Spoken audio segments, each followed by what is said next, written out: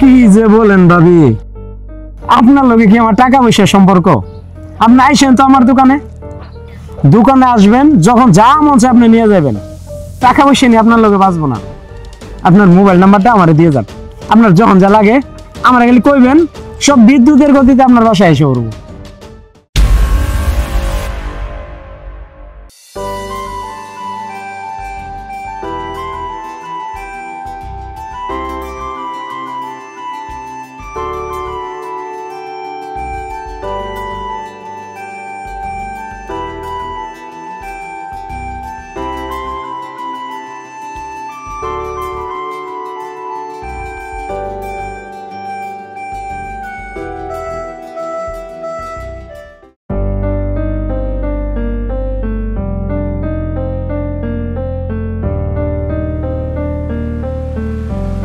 আরে ভাবি যে, কেমন আছেন ভাবি?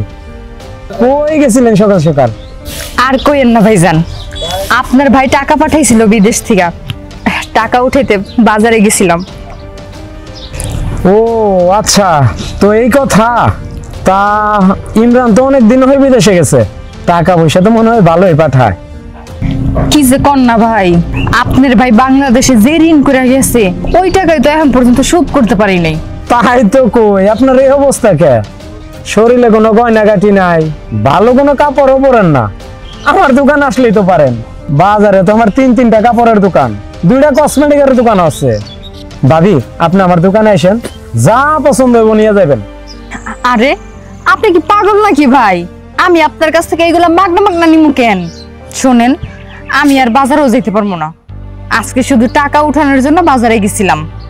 কি যে বলেন ভাবি, আপনার লগে কি আমার টাকা পয়সার সম্পর্ক? আপনি আইসেন তো আমার দোকানে, দোকানে আসবেন, যখন যা মন চায় আপনি নিয়ে যাবেন। টাকা পয়সা নিয়ে আপনার লগে বাঁচবো না। আপনার মোবাইল নাম্বারটা আমারে দিয়ে যান। আপনার যখন যা লাগে আমার খালি কইবেন, সব বিদ্যুতের গতিতে আপনার বাসায় এসে পড়বো। আচ্ছা ঠিক আছে, উঠান। 01768।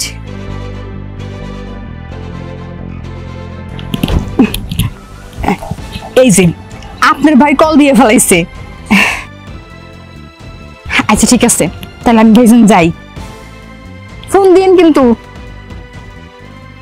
এই ভাবি, কল দিলে ধরেন কিন্তু।